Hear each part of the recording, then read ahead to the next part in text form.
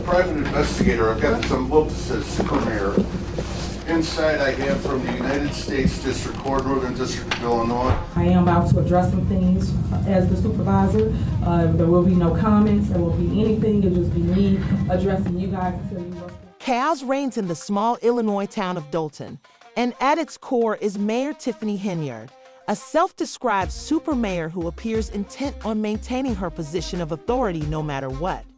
Henyard was elected in 2021 and has since emerged as in the midst of scandal after being accused of extravagant spending, misusing public funds, and even taking revenge on her political rivals. People are asking how much longer she can stay in this mess, which has captured the attention of the local community and media. For a year now, we've been reporting on questionable spending by a South suburban politician named Tiffany Henyard, but we only knew half the story. So let's start with Tiffany Henyard, an ambitious politician who, despite being relatively young, has managed to rise through the ranks of local politics, serving as both the mayor of Dolton and the supervisor of Foreign Township. However, with enormous power comes severe scrutiny, and Henyard has found herself at the center of some very serious allegations. So, what's the deal with this super mayor, and why is her administration under fire?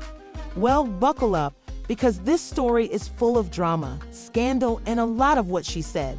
Henyard's purported misappropriation of public funds is one of the main issues surrounding her, according to an inquiry headed by a former Chicago. Lightfoot's investigation also found that Dolton's general fund, which had a balance of over $5 million in 2022, had fallen to a deficit of over $3 million by May 2024. This is just the tip of the iceberg. Mayor Lori Henyard has been accused of using village funds for personal expenses, including extravagant purchases from sites like Wayfair and Amazon. One particularly shocking report claims that Henyard spent an astounding $40,000 on Amazon in a single day without providing a clear explanation. The government always does it, is to go and investigate people around her, and that's what they're doing. However, the financial chaos doesn't end there. Nearly 6 million checks were approved and printed, but never sent to the vendors, according to Lightfoot's findings. This has left many local businesses and contractors in limbo, with some claiming they've had to halt ongoing projects because they couldn't afford to continue without payment.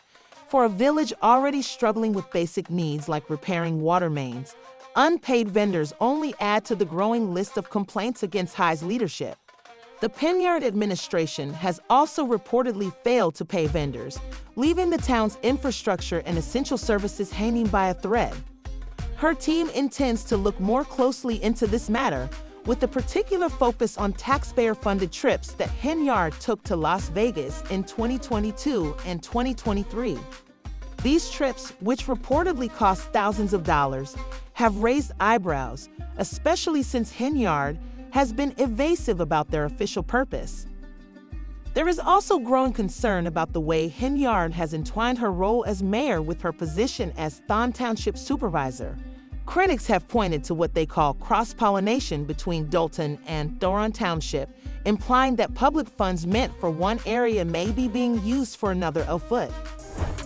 I do not handle anything as relates to with credit cards. As you heard me speak today in my board meeting about, I do not handle that. Some of those charges are for you, though. No, sir. That wasn't enough. Henyard's ostentatious public appearance, persona has exacerbated the situation by participating in public events with a large entourage of local police officers in an expensive security detail. Some neighbors have questioned why so many officers are assigned to her personal safety rather than her security detail, which was so vast that it was costing the village over $1 million in overtime pay for a municipality already in debt by millions, was patrolling the streets of Dolton, which had seen an increase in crime at one point. Critics are calling this an egregious misuse of resources. It's wrong, and there's a time to hold people responsible and accountable for their actions. However, the expenditure alone isn't what has people furious. Henyard's management style has also drawn criticism. She is alleged to have fostered a hostile atmosphere at Dolton where anyone who dared to challenge her faces reprisals. Critics claim she has made use of the police as her personal security detail, frequently designating officers to guard her at all times while In one particularly startling case, 2 police officers were found to have earned more in overtime than their actual salaries, causing the community to suffer from a lack of police presence where it is most needed. An officer who was paid $87.395 earned an extra $114,800 in overtime, which is a significant amount of overtime for a community that is ostensibly experiencing financial difficulties. We needed those officers to be on the street fighting crime. And instead, we have several officers that are riding around. Naturally, Henyard denies any wrongdoing. In fact, she has gone on the defensive, saying that all of the criticism she is receiving is just the product of racism and jealousy. At a recent public meeting, she attacked her opponent, saying, "You all should be ashamed of yourselves because you all are black and you all sit up here beating and attacking a black woman that's in power." She has framed the accusations against her as personal attacks, saying that her detractors are only upset because she is a successful black woman in a position of authority. However, not everyone is purchasing it. Trustee Kiana Belcher, one of Henyard's most outspoken critics, retaliated, calling it a slap in the face to all residents of the 60,419 zip code. She and other trustees have been advocating for greater accountability and transparency regarding the use of the village's funds.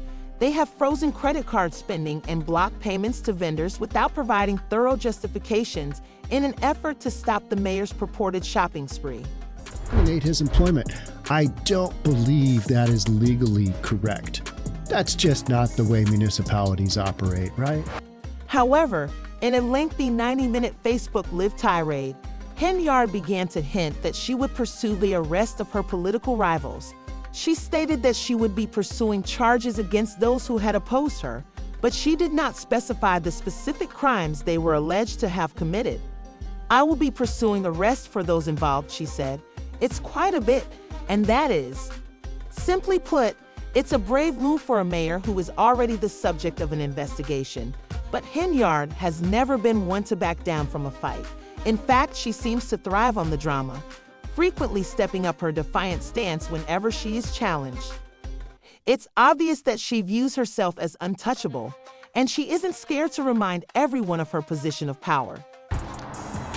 Very appreciative to receive the information today. At a recent meeting, however, Andrea McKay, I've been here since a resident, 1993. expressed her outrage, saying, "My reaction was that I am devastated that this woman came into our town and spent all of our tax money. We have senior citizens that can't even afford basic necessities." Although Henyard may be confident in her authority, the community's patience is wearing thin, and residents have been vocal about their frustration with her leadership, particularly as the town continues to sink further into debt.